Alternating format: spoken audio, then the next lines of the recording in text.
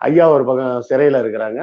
இப்படி எல்லாம் இருக்கும்போது திடீர்னு கேரளா ராஜா செத்து போறாரு. அது வந்து வேடிக்கையா சொல்லுவாங்க. அது எவ்வளவு தூரம் உண்மைன்னு தெரியாது. கேரளா ராஜா செத்து போயிட்டாரு அந்த டைம்ல. ஐயா பெரியார் சிறையில இருந்தப்ப செத்து போயிட்டாரு.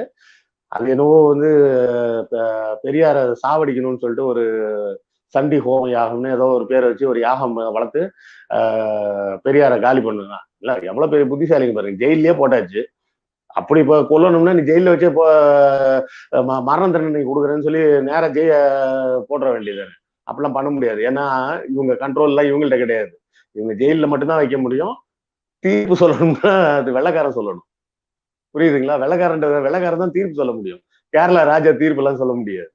அதனால மரண தண்டனை எல்லாம் கொடுக்க முடியல. அதனால என்ன பண்ணிருக்காங்க, நம்ம நம்பூதிரிங்க என்ன சொல்லுவாங்க, உடனே யாகம் வளர்த்துடலாம்னாங்க. ஏதோ யாகம் வளர்த்திருக்காங்க.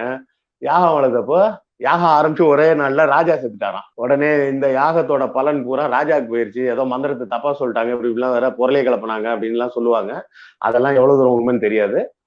ஆனா அந்த ராஜா இறந்ததுனால அந்த கேரளா அரசாங்கம் வந்து அந்த அரச குடும்பம் வந்து பெரியார் வந்ததே வந்து ஒரு கெட்ட சகுனம் அப்படின்ற மாதிரி நினைச்சு அவரை விடுதலை பண்ணிட்டாங்க அப்படின்னு சொல்லுவாங்க. அது உண்மையா இல்ல ராஜா இறந்த முன்னிட்டு எல்லாரையும் விடுதலை பண்ணிட்டாங்களான்னு தெரியாது. விடுதலை பண்ணிட்டாங்க. அந்த 1924, 25ல அந்த வைக்கம் கோயில் போராட்டம் மிகப்பெரிய வெற்றி அடையுது. அதே காலகட்டத்துல தான்